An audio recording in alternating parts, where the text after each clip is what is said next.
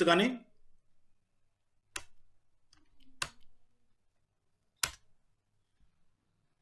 साढ़े सामने प्यारे विद्यार्थियों गुरबिलास पातशाही छेवीं लेखक बारे पता नहीं चलता बारे, पर 1718 में रची गई है। गुरु अर्जन देव जी और गुरु गोबिंद सिंह जी बारे जानकारी मिलती है, गुरु हरगोबिंद सिंह जी बारे जानकारी मिलती है। गुरबिलास पातशाही 10 भाई सुखा सिंह बारे 1700 भाई सुखा सिंह जी ने रचा है। 1797 ईस्वी विच ये रचा गया। ये 21 अध्याय ने। गुरु तेग बहादुर जी की शहीदी बारे, श्री गुरु गोबिंद सिंह के जीवन बारे सानू जानकारी मिलती है। अगे पर्चियां, ਇਹਦਾ लेखक भाई सेवादास। 50 साखियां का संग्रह है। 38 10वीं पातशाही बारे, 4 9वीं पातशाही बारे, 8 पहले 8 गुरु ਸਾਹਿਬਾਨਾਂ बारे। सो पर्चियां भी यह महत्वपूर्ण सोमा है। साखी पोथी मालवे का वासी सी, 1840 में रचियां। 120 साखियां हैं। गुरु तेग बहादुर जी की शहीदी बारे, गुरु गोबिंद सिंह जी के जीवन बारे सानू जानकारी इन्हां मिलती है। अगे गुरप्रताप सूरज ग्रंथ भाई संतोख सिंह ने रचना की, 2 भागों में है। नानक प्रकाश और सूरज प्रकाश। नानक प्रकाश की जो 1823 के हुई, ये गुरु नानक देव जी बारे जानकारी मिलती है। सूरज प्रकाश की 1843 में रचना हुई, ये बारे गुरु अंगद देव जी तो लेके बंदा बहादुर तक इतिहास बारे जानकारी मिलती है सानू। ये पर मनोकल्पित कथावां ज़्यादा ने, सो यह विश्वासयोग सोमा घट है। प्राचीन पंथ प्रकाश रतन सिंह जो भंगू ने रचा है 1841 के। गुरु नानक देव जी तो लेके 18वीं सदी दीयां घटनावां महत्वपूर्ण सोमा सानू ये महत्वपूर्ण सोमा है। गुरु नानक देव जी के समय तो लेके 18वीं सदी तक दी घटनावां का वर्णन किया गया है। अगे पंथ प्रकाश अते तवारिख गुरु खालसा ज्ञानी ज्ञान सिंह द्वारा रचा गया। सिख धर्म की उत्पत्ति तो लेके राजनीतिक पतन तक का इतिहास ये वर्णन है। प्यारे विद्यार्थियों असीं हुण तक सिखां धार्मिक इतिहास कर चुके हाँ, पंजाबी हिंदी दीयां अर्ध इतिहासक रचनावां कर चुके हैं। नंबर 3 के उत्ते भट्ट बहियां। भट्ट बहियां सोमे बारे ज्ञानी गिरजा सिंह जी के यत्नां सदका पता चलिया। भट्ट लोग गुरु अर्जन देव जी के समय तो गुरुआं के संपर्क में आए। इन्हां ने तत्काली घटनावां नूं मिति समेत लिखिया ते पीढ़ी दर पीढ़ी संभाल के रखिया। इन्हां तो गुरु हरगोबिंद सिंह जी के युद्धां बारे, गुरु तेग बहादुर जी के यात्रावां बारे, श्री गुरु गोबिंद सिंह जी के जीवन नाल संबंधित घटनावां बारे जानकारी मिलती है। भट्ट बहियां भी एक बहुत महत्वपूर्ण सोमा ने, जिस दे बारे सानू 6वें पातशाही तो बाद का इतिहास है जो उहदे बारे जानने मिलता है। इसकी जो रचना है वो इस दे बारे सोमे का पता लाया है जो ज्ञानी गिरजा सिंह ने लाया। इस तो अगे साडे कोले फारसी के इतिहासक ग्रंथ उस तरीके नाल ही आ। ग्रंथ का नाम है लेखक समा वृतांत ते विशेष जानकारी। सब तो पहला तुज़के बाबरी जां बाबरनामा, बाबर की आत्मकथा तुर्की में है। ये असीं जानते हाँ कि बाबर ने पानीपत की पहली लड़ाई के 1526 के भारत उत्ते अपना कब्जा कर लिया सी और मुगल वंश की स्थापना रखी सी, मुगल वंश की नींह रखी सी। उसने अपनी आत्मकथा लिखी है।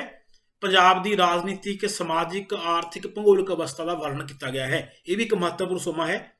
आईने अकबरी ते अकबरनामा, अबुल फजल अकबर के दरबार का विद्वान और सलाहकार सी। इन्हें फारसी में रचा है।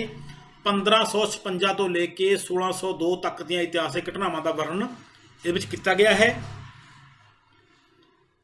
अगे विद्यार्थियों तुझके जहांगीरी, जहांगीर की आत्मकथा है। जहांगीर अकबर तो बाद सरहंद, लाहौर और श्री गुरु अर्जन देव जी की शहीदी के कारणों बारे इसने विस्तारपूर्वक दस्या है।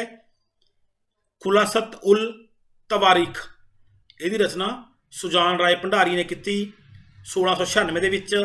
औरंगजेब के राजकाल दीयां घटनावां का वर्णन किया गया है। ये अगे हैगा मुंतखिब उल लुबाब, खाफी खां द्वारा 1722 के रचना हुई है। बंदा बहादुर के सैनिक कारनामे बारे दस्या है। पर दोस्तों यह लेखक धार्मिक भावना रखता सी, इस करके इस ग्रंथ को पढ़ने के लिए बहुत ही ध्यान रखना पैंदा है। क्योंकि जिस असी गल कर चुके हैं किसी भी पुस्तक के विच किसी भी लेखक की किसी भी तरह का अगर धार्मिक कोई खेतरीवाद कोई एवें का कोई झलकता है तो वह जो ग्रंथ है वो ਉਹਨੂੰ ਬਹੁਤ ਹੀ ਧਿਆਨ ਨਾਲ ਪੜ੍ਹਨਾ ਪੈਂਦਾ ਹੈ ਤਾਂ ਕਿ ਉਹਦੇ ਵਿੱਚ ਸੋਮੇ ਲੱਭਦੇ ਹੋਏ ਸਾਨੂੰ ਕੋਈ ਪ੍ਰਭਾਵ ਨਾ ਦਿਖੇ। ਅੱਗੇ ਹੈ ਜੰਗਨਾਮਾ, ਕਾਜੀ ਨੂਰ ਮੁਹੰਮਦ, ਜੋ ਕਿ ਇਸਨੇ ਇੱਕ ਗ੍ਰੰਥ ਹੈ ਜੋ 1765 ਦੇ ਵਿੱਚ ਰਚਿਆ। ਅਹਿਮਦ ਸ਼ਾਹ ਅਬਦਾਲੀ ਨਾਲ ਭਾਰਤ ਆਇਆ ਸੀ ਇਹ 1764 ਦੇ ਵਿੱਚ। ਅਹਿਮਦ ਸ਼ਾਹ ਅਬਦਾਲੀ ਅਤੇ ਸਿੱਖਾਂ ਦੇ ਯੁੱਧਾਂ ਬਾਰੇ ਜੋ ਇਸਨੇ ਵਰਣਨ ਕੀਤਾ ਹੋਇਆ ਹੈ। ਅੱਗੇ ਖਾਲਸਾਨਾਮਾ, ਬਖਤਮਲ ਨੇ ਲਿਖਿਆ ਇਹ 1814 ਦੇ ਵਿੱਚ। ਕੈਥਲ ਦੇ ਰਾਜੇ ਲਾਲ ਸਿੰਘ ਦੀ ਸਰਪ੍ਰਸਤੀ ਪ੍ਰਾਪਤ ਸੀ ਇਹਨੂੰ। ਸਿੱਖ ਗੁਰੂਆਂ ਤੋਂ ਲੈ ਕੇ ਰਣਜੀਤ ਸਿੰਘ ਦੇ ਮੁੱਢਲੇ ਜੀਵਨ ਦੇ ਬਾਰੇ ਇਹਨੇ ਜਾਣਕਾਰੀ ਦਿੱਤੀ ਹੈ। ਸੋ ਅਸੀਂ ਫਾਰਸੀ ਦੇ ਇਤਿਹਾਸਕ ਗ੍ਰੰਥਾਂ ਦੇ ਬਾਰੇ ਜਾਣਕਾਰੀ ਲਈ ਹੈ। ਅੱਗੇ ਪਿਆਰੇ ਵਿਦਿਆਰਥੀਓ, ਵਿਦੇਸ਼ੀ ਯਾਤਰੀਆਂ ਦੇ ਬਿਰਤਾਂਤ ਅਤੇ ਹੋਰ ਅੰਗਰੇਜ਼ੀ ਤੇ ਹੋਰ ਇਤਿਹਾਸਕ ਗ੍ਰੰਥ। ਵਿਦੇਸ਼ੀ ਯਾਤਰੀਆਂ ਦੇ ਬਿਰਤਾਂਤ ਬਹੁਤ ਮਹੱਤਵਪੂਰਨ ਹੁੰਦੇ ਨੇ, ਕਿਉਂਕਿ ਜਿਸ ਸਮੇਂ ਦਾ ਅਸੀਂ ਇਤਿਹਾਸ ਪੜ੍ਹਦੇ ਹਾਂ ਉਸ ਸਮੇਂ ਕੋਈ ਨਾ ਕੋਈ ਵਿਦੇਸ਼ ਤੋਂ ਕੋਈ ਐਸਾ ਯਾਤਰੀ ਆਇਆ ਹੁੰਦਾ ਹੈ। ਉਹ ਉਸ ਸਮੇਂ ਦੇ ਹਾਲਾਤਾਂ ਦਾ, ਉਸ ਸਮੇਂ ਦੇ ਉਹਦਾ ਵਰਣਨ ਕਰਦਾ ਹੈ ਆਪਣੀ ਕਿਤਾਬ ਦੇ ਵਿੱਚ, ਆਪਣੇ ਕਿਸੇ ਲੇਖ ਦੇ ਵਿੱਚ। ਸੋ ਉੱਥੋਂ ਵੀ ਸਾਨੂੰ ਮਹੱਤਵਪੂਰਨ ਜਾਣਕਾਰੀ ਮਿਲਦੀ ਹੈ। ਅਸੀਂ ਦੇਖਾਂਗੇ ਸਭ ਤੋਂ ਪਹਿਲਾਂ ਇਤਿਹਾਸਕ ਗ੍ਰੰਥ, ਲੇਖਕ ਦਾ ਨਾਮ ਪਿੱਛੇ ਤਰ੍ਹਾਂ ਹੀ ਜਾਣਾਂਗੇ ਅਸੀਂ ਇਸਨੂੰ ਵੀ।